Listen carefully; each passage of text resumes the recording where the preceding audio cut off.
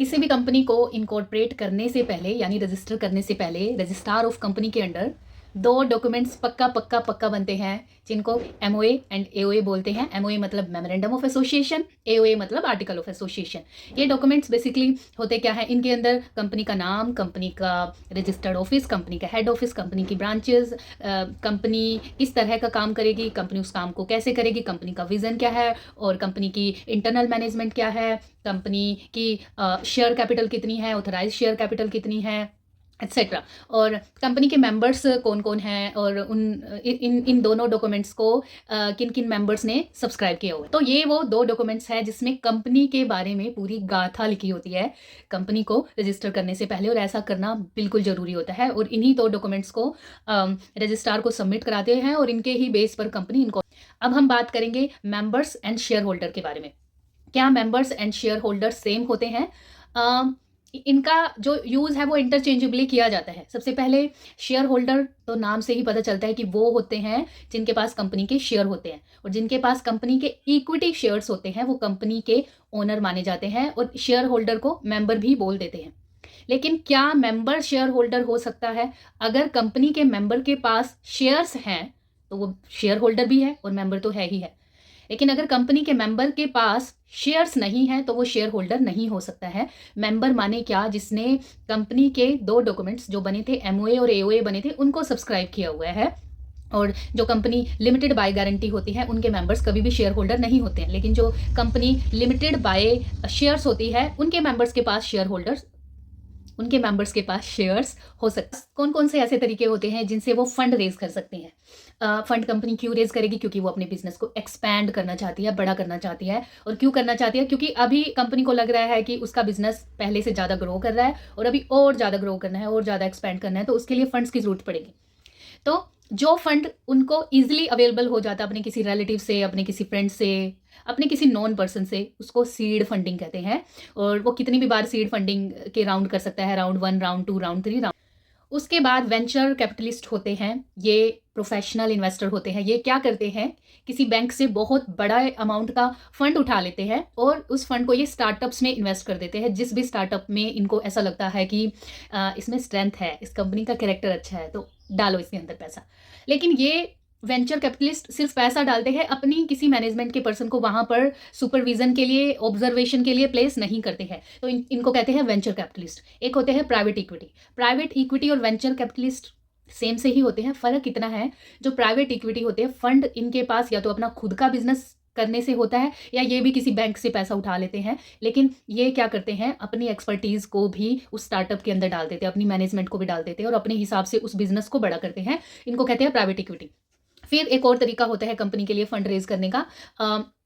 Bank से ले सकते हैं डायरेक्टली, और बैंक से वो जितना मर्जी चाहे ले सकते हैं। डिपेंड करता है वो कितनी कोलेट्रल, कितनी सिक्योरिटीज़, क्या वो मॉर्गेज वगैरह पर रखते हैं, तो उस चीज़ पर। इसके बाद जो तरीका होता है फंड रेज करने का, उसको आईपीओ कहते हैं, इनिशियल पब्लिक ऑफर, जिसमें एक प्राइवेट कंपनी अब ये डिसाइड करती है कि उसको अपना शेयर पब्लिक को बेचकर पैसा रेज करना है, यानी अपनी ओनरशिप पब्लिक को देकर पैसा रेज करना है, उसको आईपीओ कह देते हैं। और जब कंपनी आईपीओ इशू करती है तो उसको पहले पब्लिक कंपनी में कन्वर्ट होना होता है और उसके लिए वो अंडरराइटर्स की हेल्प लेती है। एंड एफपीओ भी होता है एक, फॉलो ओन। बेसिकली होता क्या है कि पहले मान लो कंपनी की ऑथराइज्ड शेयर कैपिटल 1 लाख थी, लेकिन कंपनी ने सिर्फ 50,000 इशू किया था क्योंकि कंपनी की रिक्वायरमेंट कम थी। अब कंपनी को और ज़्यादा पैसों की ज़रूरत है, तो पहले ऑथराइज कैपिटल में से उसने 50,000 शेयर्स इशू किए थे। अभी 50,000 शेयर्स और बचे हैं, तो अब वो इशू करना चाहती है, या उसमें से 30,000 या 20,000 जितने भी, तो उनको फॉलो ऑन पब्लिक ऑफर कहते हैं। अंडरराइटर बेसिकली होते क्या है? अंडरराइटर का मतलब है वो पर्सन या फिर वो ऑर्गेनाइजेशन जो कंपनी की मदद करेगा आईपीओ इशू करवाने के लिए। क्योंकि आईपीओ कभी भी सेकेंडरी मार्केट से डायरेक्ट इशू नहीं करवा सकते हैं। सेकेंडरी मार्केट मतलब स्टॉक एक्सचेंज के थ्रू।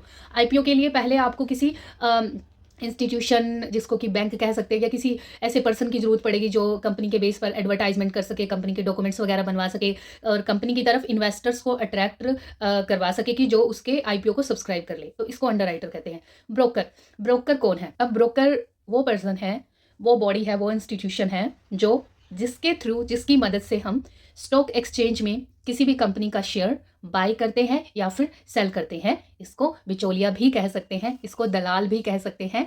और ब्रोकर्स आपने सुना ही होगा, ज़ीरोधा, मैं ज़ीरोधा पर हूँ, ज़ीरोधा ब्रोकर को मैं यूज़ करती हूँ। अपस्टॉक्स हैं, एंजल इन्वेस्टर। कई लोगों का ये सवाल है कि स्टॉक मार्केट क्रैश क्यों हो जाती है? क्रैश होने का मतलब है कि जो स्टॉक मार्केट के इंडेक्स है, जिसको निफ्टी 50 और सेंसेक्स कहते हैं, वो ऊपर या नीचे कैसे जाते हैं? इसके पीछे की साइकोलॉजी क्या है? इसके पीछे की साइकोलॉजी बेसिकली ये है, अगर मार्केट में कोई ऐसी रूमर्स आ गई है या फिर कोई ऐसी इन्फॉर्मेशन आ गई है जिससे लोगों में ये परसेप्शन बना है कि कोई पर्टिकुलर ऑर्गेनाइजेशन, कोई पर्टिकुलर कंपनी या फिर इकोनॉमी में कोई ऐसा एक बड़ा शिफ्ट होने वाला है या हो चुका है जो कि नुकसान की तरफ गया है, तो इससे स्टॉक मार्केट क्रैश हो जाती है। क्रैश क्यों होती है? क्योंकि लोग अपने शेयर्स बेचना शुरू कर देते हैं और जब सेल बढ़ती है तो प्राइस घट जाता है।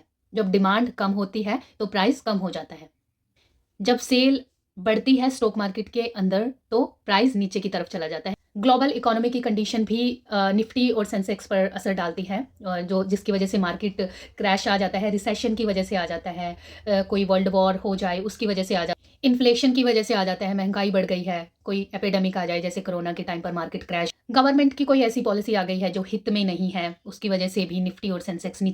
अगर लोगों को लगता है कि जो भी नई गवर्नमेंट आई है वो स्टेबल नहीं है, या लोगों को ऐसा परसेप्शन है कि उसके डिसीजन मेकिंग पावर्स इतने अच्छे नहीं हैं, वो इतना कंट्री के इकोनॉमी को आगे नहीं लेके जा पाएगी या जीडीपी को आगे नहीं लेके जा पाएगी, तो इस परसेप्शन के बनने से ही लोगों के अंदर हलचल मच जाती है और वो अपने शेयर्स बेच देते हैं। और जितने ज़्यादा सेल स्टॉक मार्केट में बढ़ती है, शेयर का प्राइस उतना ही ज़्यादा नीचे। इंटरनेशनल अफेयर्स क्या है हमारी कंट्री के किसी कंट्री के साथ, और अगर कोई अफेयर टूटता है तो इंपोर्ट एक्सपोर्ट या जो भी चीज़ें जो हम उस कंट्री से ले रहे थे, तो उसका मतलब असर पड़ता है, जिसकी वजह से भी स्टॉक मार्केट क्रैश हो। कंट्री का फ्यूचर क्या है, लोग मतलब जो इन्वेस्टर्स हैं वो किस तरह से देख पा रहे हैं?